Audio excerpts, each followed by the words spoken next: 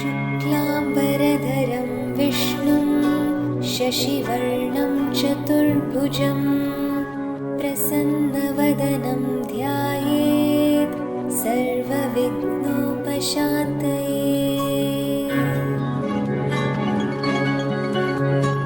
शुक्लाम्बरधरं विष्णुं शशिवर्णं चतुर्भुजं प्रसन्नवदनं ध्यायेत् सर्वविघ्नोपशान्तये।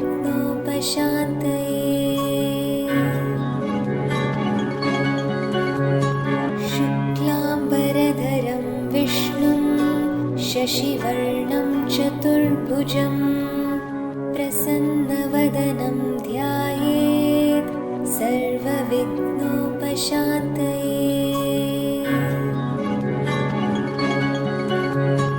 शुक्लाम्बरधरं विष्णुं शशिवर्णं चतुर्भुजं प्रसन्नवदनं ध्यायेत् सर्वविघ्नोपशान्तये।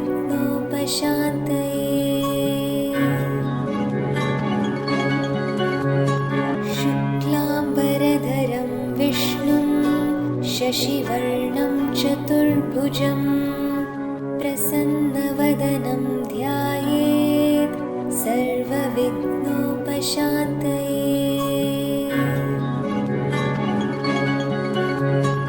शुक्लाम्बरधरं विष्णुं शशिवर्णं चतुर्भुजं प्रसन्नवदनं ध्यायेत् सर्वविघ्नोपशान्तये।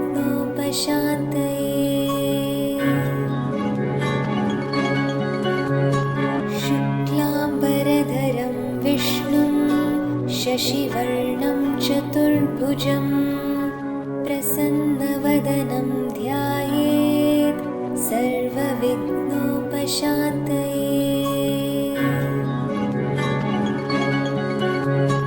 शुक्लाम्बरधरं विष्णुं शशिवर्णं चतुर्भुजं प्रसन्नवदनं ध्यायेत् सर्वविघ्नोपशान्तये।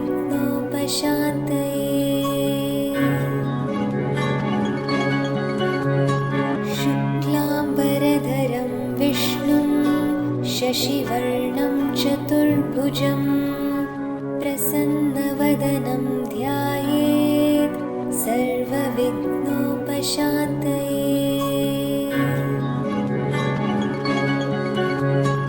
शुक्लाम्बरधरं विष्णुं शशिवर्णं चतुर्भुजं प्रसन्नवदनं ध्यायेत् सर्वविघ्नोपशान्तये।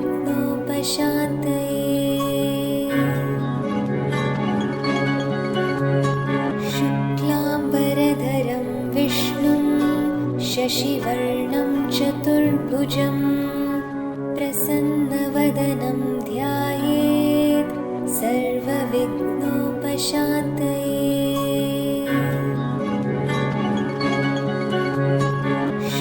शुक्लाम्बरधरं विष्णुं शशिवर्णं चतुर्भुजं प्रसन्नवदनं ध्यायेत् सर्वविघ्नोपशान्तये।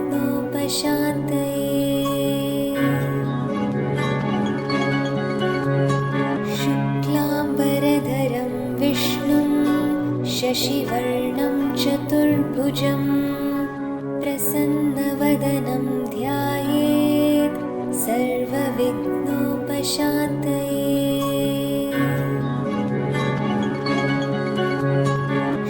शुक्लाम्बरधरं विष्णुं शशिवर्णं चतुर्भुजं प्रसन्नवदनं ध्यायेत् सर्वविघ्नोपशान्तये।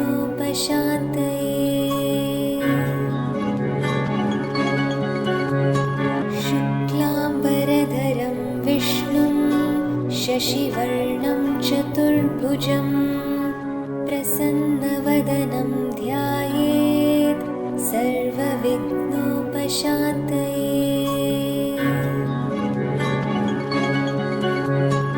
शुक्लाम्बरधरं विष्णुं शशिवर्णं चतुर्भुजं प्रसन्नवदनं ध्यायेत् सर्वविघ्नोपशान्तये।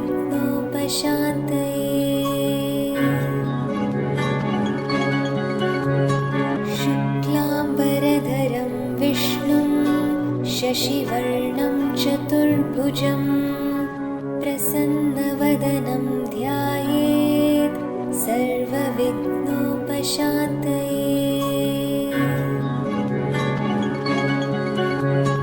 शुक्लाम्बरधरं विष्णुं शशिवर्णं चतुर्भुजं प्रसन्नवदनं ध्यायेत् सर्वविघ्नोपशान्तये।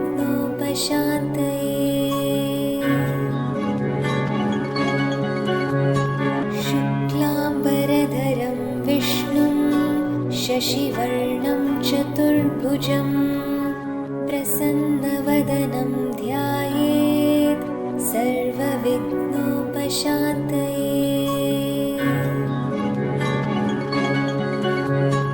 शुक्लाम्बरधरं विष्णुं शशिवर्णं चतुर्भुजं प्रसन्नवदनं ध्यायेत् सर्वविघ्नोपशान्तये।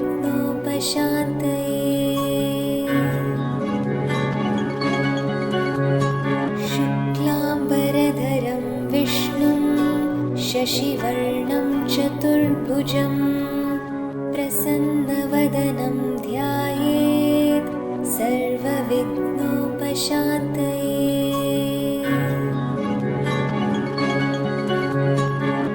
शुक्लाम्बरधरं विष्णुं शशिवर्णं चतुर्भुजं प्रसन्नवदनं ध्यायेत् सर्वविघ्नोपशान्तये।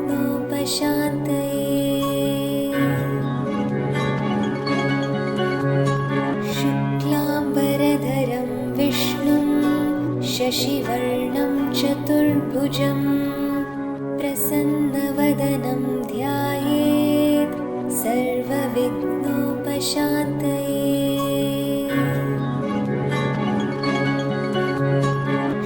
शुक्लाम्बरधरं विष्णुं शशिवर्णं चतुर्भुजं प्रसन्नवदनं ध्यायेत् सर्वविघ्नोपशान्तये।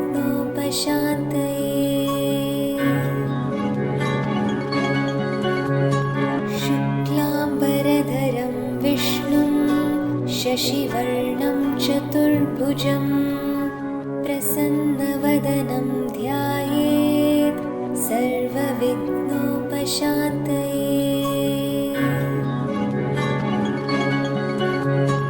शुक्लाम्बरधरं विष्णुं शशिवर्णं चतुर्भुजं प्रसन्नवदनं ध्यायेत् सर्वविघ्नोपशान्तये।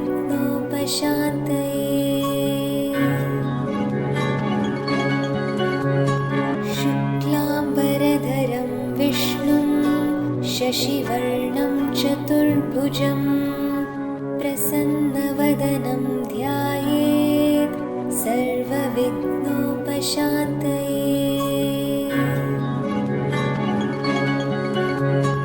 शुक्लाम्बरधरं विष्णुं शशिवर्णं चतुर्भुजं प्रसन्नवदनं ध्यायेत् सर्वविघ्नोपशान्तये।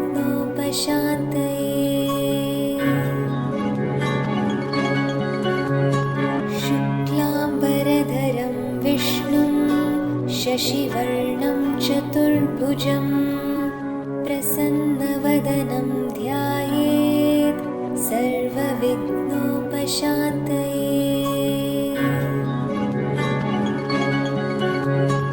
शुक्लाम्बरधरं विष्णुं शशिवर्णं चतुर्भुजं प्रसन्नवदनं ध्यायेत् सर्वविघ्नोपशान्तये।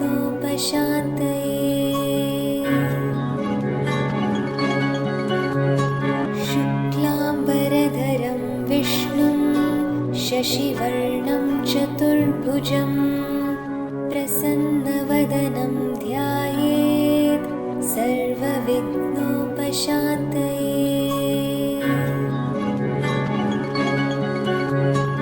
शुक्लाम्बरधरं विष्णुं शशिवर्णं चतुर्भुजं प्रसन्नवदनं ध्यायेत् सर्वविघ्नोपशान्तये।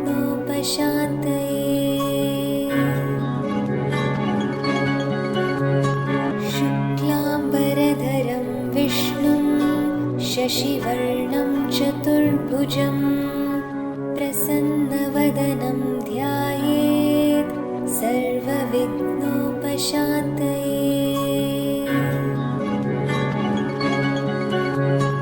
शुक्लाम्बरधरं विष्णुं शशिवर्णं चतुर्भुजं प्रसन्नवदनं ध्यायेत् सर्वविघ्नोपशान्तये।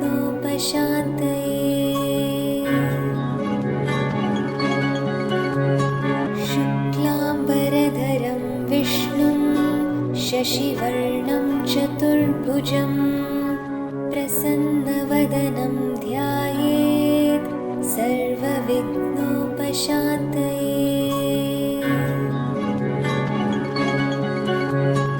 शुक्लाम्बरधरं विष्णुं शशिवर्णं चतुर्भुजं प्रसन्नवदनं ध्यायेत् सर्वविघ्नोपशान्तये।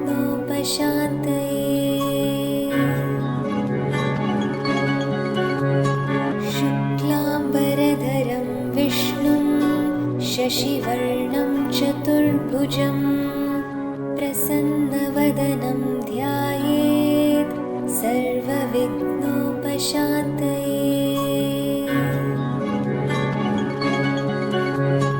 शुक्लाम्बरधरं विष्णुं शशिवर्णं चतुर्भुजं प्रसन्नवदनं ध्यायेत् सर्वविघ्नोपशान्तये।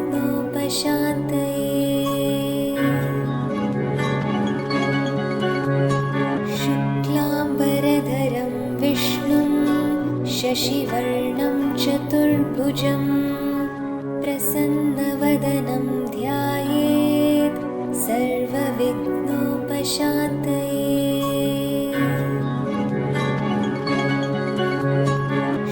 शुक्लाम्बरधरं विष्णुं शशिवर्णं चतुर्भुजं प्रसन्नवदनं ध्यायेत् सर्वविघ्नोपशान्तये।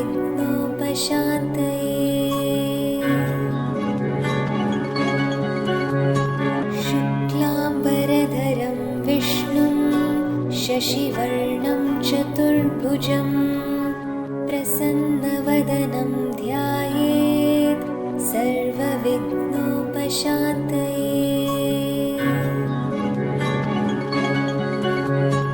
शुक्लाम्बरधरं विष्णुं शशिवर्णं चतुर्भुजं प्रसन्नवदनं ध्यायेत् सर्वविघ्नोपशान्तये।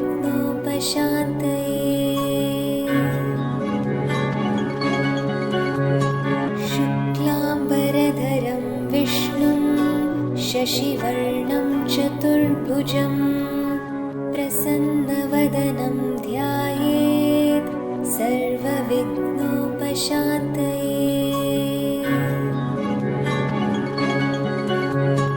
शुक्लाम्बरधरं विष्णुं शशिवर्णं चतुर्भुजं प्रसन्नवदनं ध्यायेत् सर्वविघ्नोपशान्तये।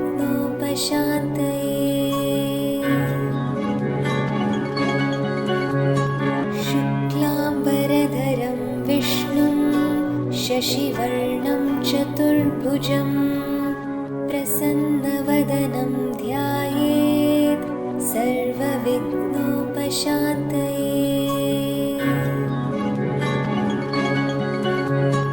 शुक्लाम्बरधरं विष्णुं शशिवर्णं चतुर्भुजं प्रसन्नवदनं ध्यायेत् सर्वविघ्नोपशान्तये।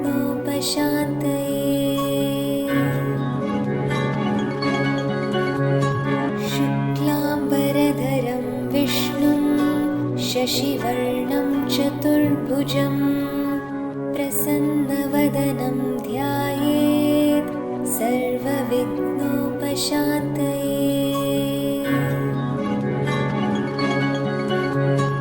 शुक्लाम्बरधरं विष्णुं शशिवर्णं चतुर्भुजं प्रसन्नवदनं ध्यायेत् सर्वविघ्नोपशान्तये।